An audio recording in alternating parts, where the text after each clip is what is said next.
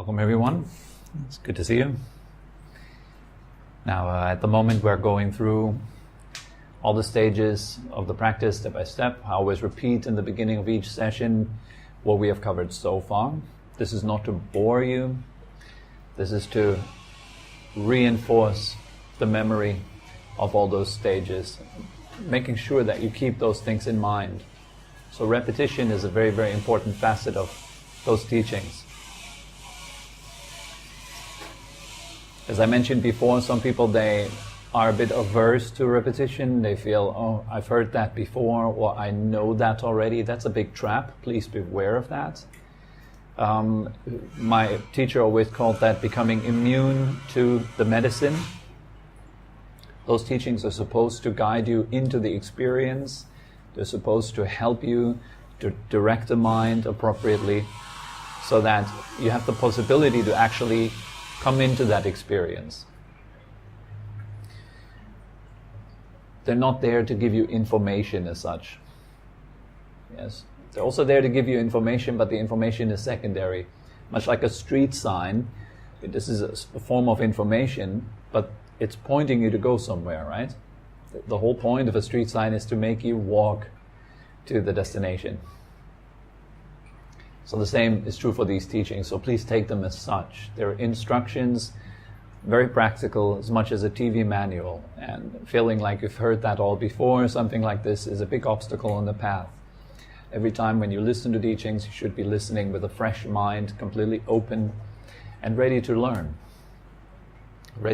something new.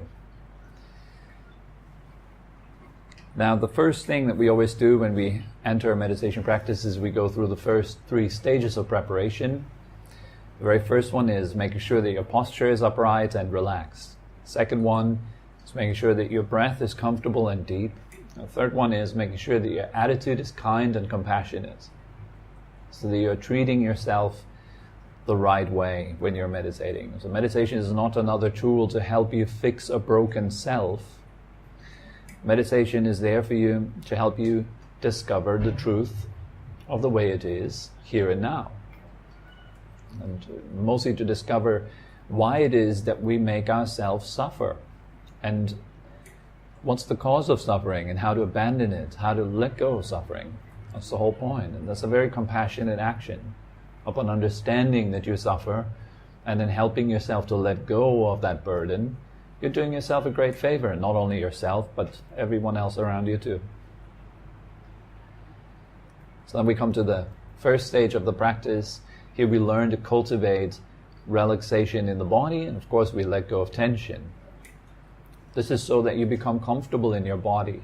If you're not comfortable in your body, then it's really hard to be present. Then your mind obviously wants to escape because your body hurts, etc. Don't get me wrong, for a beginner in meditation practice, a hurting body is the very first thing to learn to deal with. And it helps you to develop patience, it helps you to develop all kinds of qualities, like such as looking after your body more appropriately, taking care of it well. The body hurts for a reason, right? It's not open, it's tense, we carry around stress that wants to be released. So here is a challenge for you. How could you release the stress in your body? How could you release the tension in such a way that you can become comfortable within your body, sitting here and now? Yoga helps with that, good nutrition helps, good sleep, good structure in your daily life helps with all of that. And as I already mentioned, it brings you into the second stage, which is presence, helping you to be comfortable here and now, letting go of all thoughts about the past or the future. When that deepens, you come into silence. The mind becomes so aware, so attentive to what is going on here and now. It comes into a listening state. In that listening state, it is not talking, right? You're either listening or you're talking. Both doesn't work. You're either aware or you're talking to yourself. Those who are talking to themselves in their own heads, they're not aware. If you truly want to have a measurement of whether you are aware or not, you can measure it by the degree of how much you talk to yourself in your own heads. You can't fool yourself there. You can still proclaim to the entire world on Instagram that you're awake, but the proof is in the pudding. Do you still talk to yourself? It's that simple. As long as you're talking to yourself, you're obviously not awake. You're not listening, you're not paying attention really. Those who listen have no time for talking. So the falling away of words is the third stage. And you want to take that even deeper. Now the thing that is still causing a subtle kind of suffering in the mind is that the mind is moving at that stage. It's still oscillating, vibrating, buzzing around. Your attention is still going from thing to thing. And that kind of movement acts as a disturbing factor at that stage. So your mind desires stillness. It wants to come into a more calm state. That's why we then bring the attention to the breath. We anchor our awareness with just one process. Breathing in, breathing out. Just keeping that in mind. The instruction is very simple. When you're breathing in, know that you're breathing in. When you're breathing out, know that you're breathing out. How do you know? Well, you simply know, right? You stay with that simple knowledge. And then you will forget again, then you come back again, you remember it, etc. So that's the fourth stage. The fourth stage is the heart of meditation practice. Here it takes you really deep into stillness. So all the stages before that, they prepare you to enter the fourth stage gracefully and in a good way, so that you are well prepared. Otherwise, many people who have a very stressful, busy lifestyle, they just sit down and try a meditation in the evening time, and all they find is that they think about work, that they think about relationships, they think about the future, think about the past. They have no time and no energy to stay with the breath. Does that sound familiar? Have you ever tried to stay with the breath and you couldn't manage at all to do so? Well, it's simply because you're not prepared. So all these previous steps, they serve as a preparation to help you to ease in and actually have success with staying with the breath long enough. You just don't want to rush into it. It's not worth it. You lose a lot of energy rushing into things anyways. So it's pointless. Don't need to rush. The emphasis here is on quality, not on getting things done as fast as possible. Right?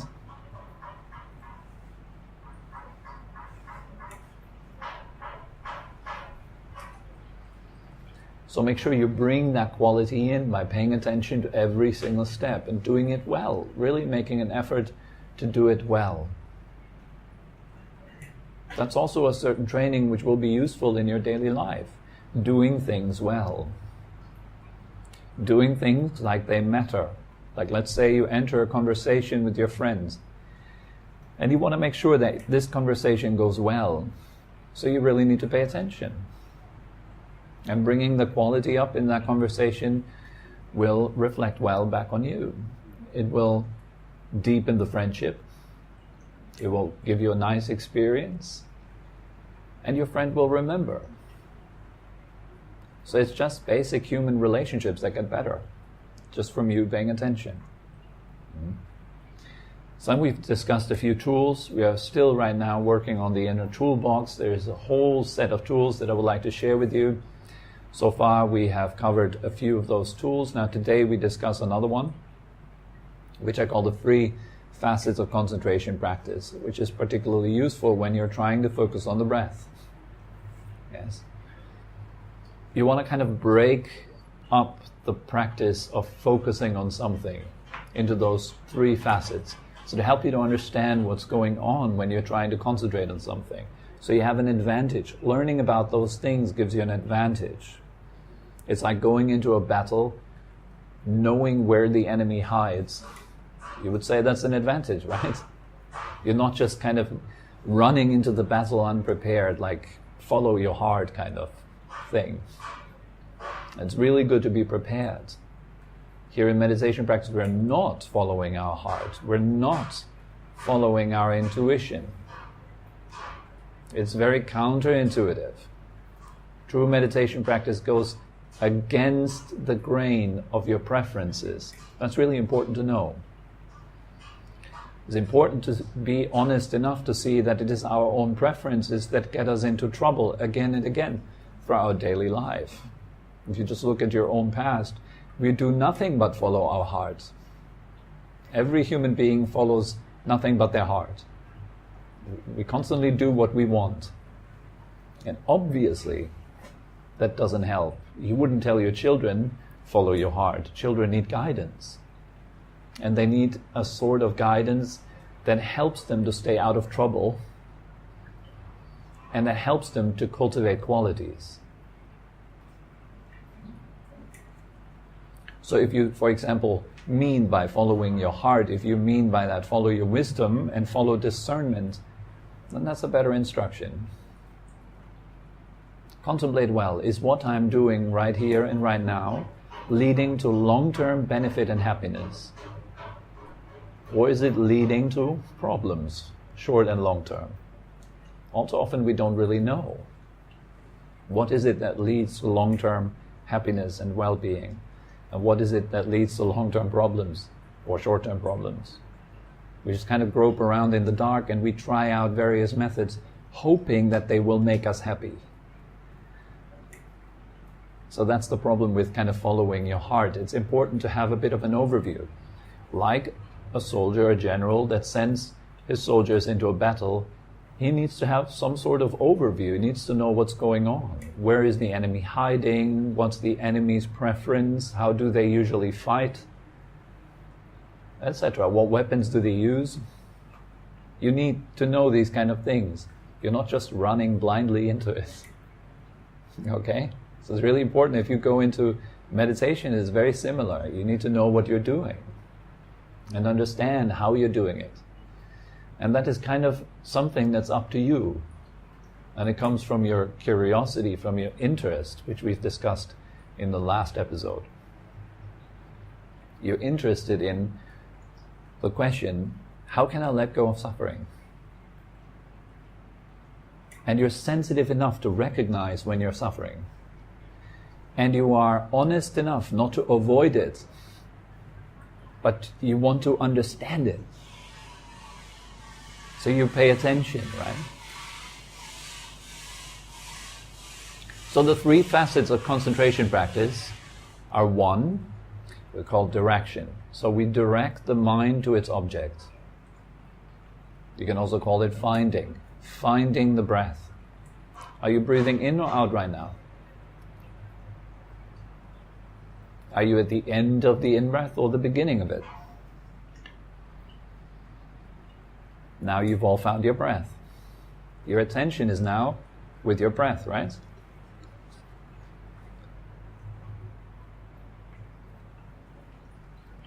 What's the next challenge? Staying with the breath, right? So that's the second facet, dwelling with the breath. Staying, dwelling. So the mind has a tendency to immediately get distracted by other things again. It gets pulled out by sounds, it gets pulled into thoughts, etc. So we need to learn to stay. But there is another challenge. There's the third one. That requires vigilance. You need to be aware of when the mind goes away from the breath. Right? So sometimes the mind gets hooked onto a sound. Let's say you hear the construction noise outside. So the mind goes there. But it doesn't just stay there. It then makes a story around the noise. For example, it perceives the noise as quote-unquote unnecessary, or as something that should not be happening right now as I'm sitting here meditating, or as annoying, or whatever it is, however you label and perceive the sound. And then we start to make stories around it. They are always making those noises just when I sit down and try to meditate. God damn it. And then you start to complain about it. And then the complaining elaborates into scenarios of how you could complain to the authorities and who is responsible for that, and maybe I should just go and walk over and tell them to shut up and stop, etc., etc. Then you see yourself going through these scenarios, and it develops. Can you catch it right at that moment when the mind goes to the noise? In that moment, you've lost your breath. So that means you're super vigilant. That's the third facet that you need. All three facets can be cultivated in stages or apart from one another. You just take time to develop only the first one, bringing your attention to the breath. And so throughout the day, that's all you do. Do it for a month, 3 months, do it for a year, and you will not waste your time. Find your breath. Again and again and again. Wherever you are, find your breath. Just constantly coming back to the breath. Make that your practice, which every time you found your breath, you're on the path. But since the mind is quite inconsistent, it then needs to train, or needs to be trained to stay with the breath. So you kind of need to hold it down on the breath. That's the facet of concentration, actually. You're keeping the mind with the breath. It's like tying a buffalo to a tree or something, so it can't escape. It's then bound to that tree. In the same way, you kind of tie your mind to the breath. So how do you do that in the beginning? Many people have this idea that they need to block out other things. Like, for example, I shouldn't be hearing those noises, I should be focused on the breath. Or I shouldn't be thinking, I should instead be focused on the breath. All that will be an obstacle. How can you not hear the noises outside? Of course you hear them. And how can you not be annoyed by them? Of course you're annoyed by them. So it's not a matter of trying to be super holy and super concentrated. It's a matter of putting causes into place, which then create the result of proper concentration. Okay, we don't try to be concentrated. We put the causes in place. It's like you don't do yoga trying to be flexible. That's an obstacle in itself, is it? Like I'm not learning Muay Thai to be, I'm trying to be a Muay Thai fighter. I'm not. So my focus should not be on trying to be a Muay Thai fighter. My focus should be on this step right now, which is a cause of becoming a Muay Thai fighter. Or a yoga instructor. Focus on this step right now, right here. Everything else doesn't matter. It is what you do right now which gives rise to what happens later. So what you do right now is really important, it's crucial. How do you direct your mind right now? What is it that pulls you away from the breath? You've got to want to understand this.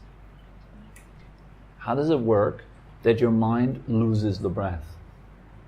What happens in that moment when you get pulled to the sound and you forget that you're breathing? And how can you remedy that? What would you need to do to even stay with the breath regardless of having sound out there? You kind of ask yourself the right questions, right? So when you're sitting here and you're practicing your meditation, just simply acknowledge that yes, there is all kinds of sounds and all kinds of things going on around me. However, regardless of those things that are going on around me, I am committed to staying with what is beneficial for me in there. So you're committed of looking after yourself, regardless how crazy life gets. That's a life lesson. It doesn't matter how crazy life gets, and life has the tendency to get crazy. It gets crazy in all sorts of ways. That's just what life does. Yes? Trying for things not to go wrong is crazy. Things will go wrong, regardless of how hard you're trying for those things not to go wrong. But there's one thing that you can do regardless. You can look after yourself and you can let go of your own suffering and misery, which is self-created, which is unnecessarily on top of the problem that you're already experiencing. And you learn that by bringing your attention to the breath regardless of external distractions. Just make yourself a priority. Make your mental health, your well-being, your relaxation, your peace priority. And let everything else come from that. It's a different way of living life. Most people live their life from the outside in. They try to arrange life around them in such a way that they do not have to suffer. Life has to be like this and like that, so I don't have to experience problems. But really, the problem is not out there. The problem is inside of all of us. And it's a matter of bringing that problem to an end by looking where it happens.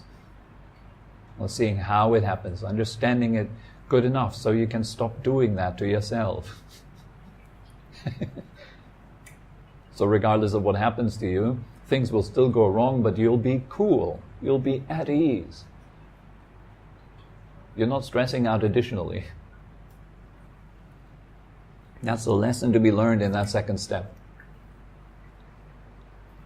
I stay with the breath no matter what.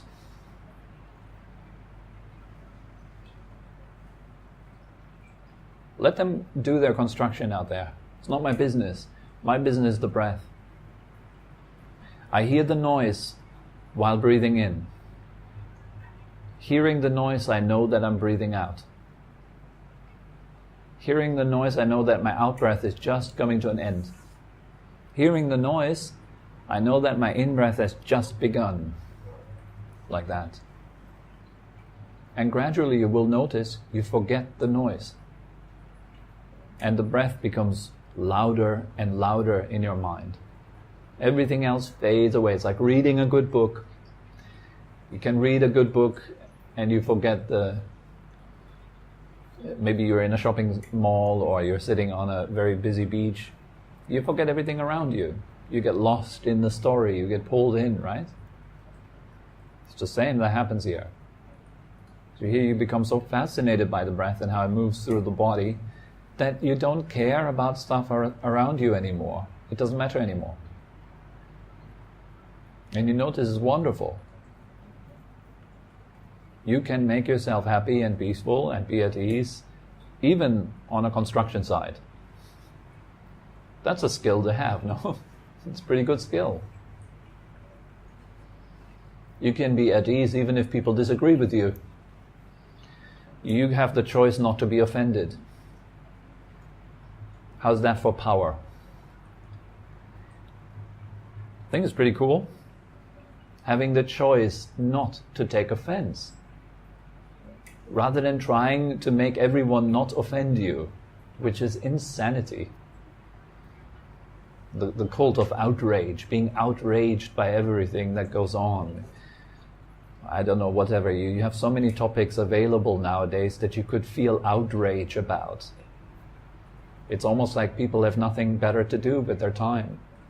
So they get offended on YouTube or online on social media. It's ridiculous. Is there nothing better to do with our time other than being offended or outraged about what other people think? It's crazy.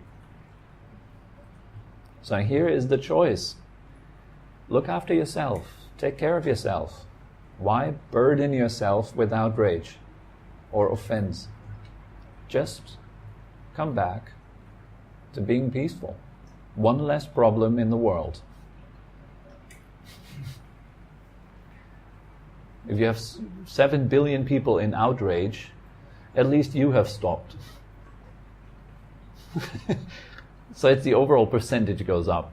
The world is a bit more peaceful because you have stopped making a problem in your own head that is totally unnecessary. That's the skill that you learn. I recommend you to go out, meditate on a construction site, stay with your breath. Meditate when you're experiencing problems, be present, just one step at a time. Just be here. Now the problem will appear more light. But the more you think, the more you buy into your stories, the heavier it becomes. So keep it simple. And life gets a whole lot more easy for yourself and others around you. But then you also need to notice when you again drift back into your stories. And when you start losing the breath, it's almost like you have a little CCTV camera in the back of your head that is constantly watchful. That's the facet of vigilance. You're observing yourself. Am I still with the breath? And as soon as the mind moves away from it, you notice. There's kind of like an inner alarm going off. And so you bring it back immediately. Not being skilled at that means that you don't notice when you're getting distracted. You'll notice after 10 minutes of going mind shopping, of thinking about your life and your problems and whatnot. And 10 minutes later or 20 minutes later, when the bell rings, you noticed, oh goodness, I've been totally distracted.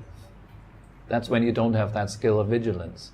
You didn't even notice that you got distracted, right? Does that sound familiar? I guess all of you know that. You try to be with the breath, and suddenly you hear the bell and you're like, oh, session is over, and I was totally distracted the entire session long. So welcome at the beginning of the path. So what are you going to do differently next time? Bring up the facet of vigilance. Make sure that you dedicate an entire session or many sessions or months of sessions just to see that when you're losing the grip on your object. And then tightening it up again. Coming back to the breath. Staying again with the breath. So these are the three facets of concentration training. It's pretty basic stuff, but it's very, very useful. If you know how that's broken up into these three facets, then you can practice them one by one. Another thing that I think is important, but I will dedicate an entire session to that, is to take notes. If you're like a scientist, you're approaching that like a scientist. You want to notice that you are progressing, right? So how do you measure your progress? Many people meditate without measuring their progress. They don't even know if what they do is right or not. They just kind of try around. So I'm doing this headspace right now. It seems to work. Or I'm doing a bit of breathing meditation. Since when? Last year I've been sitting every day doing breathing meditation. Why? Well, it makes me a bit more peaceful. How do you know it makes you a bit more peaceful? What tells you? Are you getting better at that? What exactly are you getting better at? If you break up those three facets of concentration, right? Which one are you specifically getting better at, and why? It's important to know those things, because later then that builds expertise. You're then able to help others as well along the path, because you know exactly the cause and the result. If you do A, it gives rise to B. It's really simple. Most people, they don't know why they got B. Oh, today I had a nice session. Felt really nice. I felt this light, and I felt that the body kind of dissolves. It was so beautiful. Why? Why did that happen? What did you do differently? How did you approach yourself? What did you do before the session? All that plays a role. So pay attention to that, and notice the things that you do in your daily life. They shape who you become. They shape who you will be. What you're holding in your mind right now, this is your direction. This is who you are becoming. This is your greatest power. If you know that, you can put your mind into a good shape and keep it there. And notice when you're getting out of shape, come right back into it. The practice is relatively simple. What's difficult is to actually implement it. That needs desire. You need to want it. And for most of us, the wanting is somehow there. It's enough to get you to class, but is it enough to make you practice every day?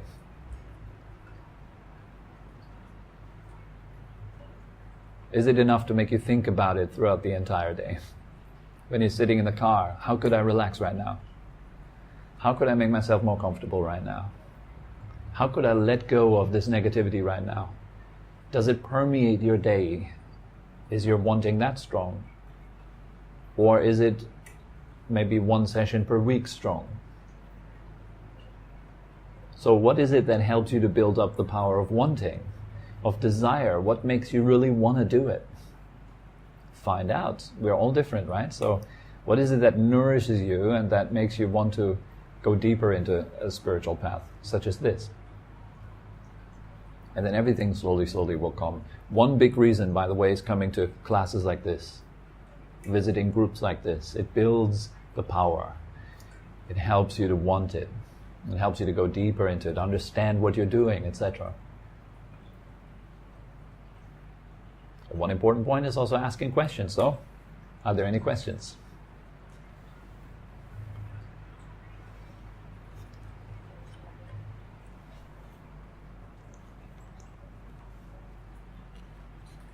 I mentioned it before. Most people are always quite shy to ask. I guess some of you do have questions. If you feel shy to ask, there's a possibility of writing down your questions, sending by email so I can read them out at the end of the class, or put them here on a piece of paper in the beginning of the class. If you don't want to kind of raise your hand in the end, and I'd understand, so you can do it in different ways.